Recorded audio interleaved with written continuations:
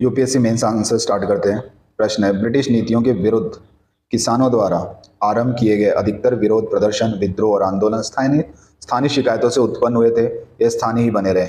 इनका न तो कोई नियमित संगठन था और न ही नेतृत्व। उदाहरण के साथ चर्चा करें। आंसर फ्रेमिंग देखते हैं। सबसे पहले आएगा इंट्रो, बॉडी और कंक्लूजन। इंट्रो में देखते हैं। इंट्रो में हम लिख देंगे कि कारण क्या रहते थे। ब्रिटिश शासन के दौरान लगानों की उच्च दर, जबरन बेदखली, बेगारी कृषक आंदोलन के मुख्य कारण थे। अब बॉडी पे आते हैं। इसको हमने दो पार्ट में डिवाइड किया। पहला चरण, पहला 19वीं शताब्दी।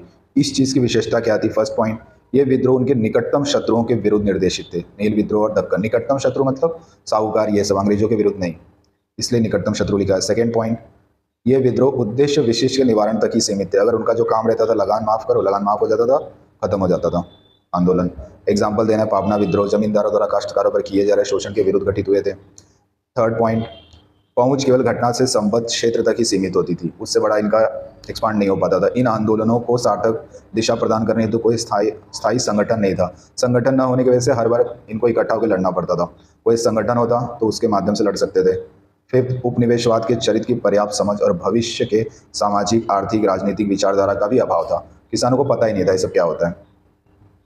दूसरा चरण कब होता है? 1905 से 1947 आज़ादी तक। ये कब स्टार्ट होता है? स्वदेशी आंदोलन के प्रारंभ के साथ इन आंदोलनों की नीतियों में स्पष्ट परिवर्तन हुए। क्या परिवर्तन हुआ वो हम विशेषताओं में देखेंगे। किसान सभा आंदोलनों के माध्यम से ये किसान स्थायी नेतृत्व के अंतर्गत सशक्त हुए। इनकी मांगों को ब्रिटिश शासन के विरुद्ध निर्देशित किया गया।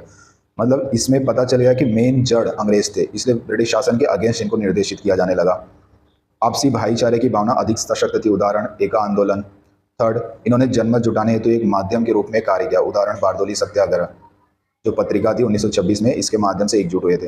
लास्ट में आपको कंक्लूजन लिख देना है। इस चरण के दौरान विशेषकर गांधी जी के आगमन के साथ किसान आंदोलनों ने जन सामान्य को संगठित करने के माध्यम के रूप में काम किया, जो बाद में राष्ट्रीय आंदोलन में बहुत हेल्प किया था। ये रहा हमारा आंसर।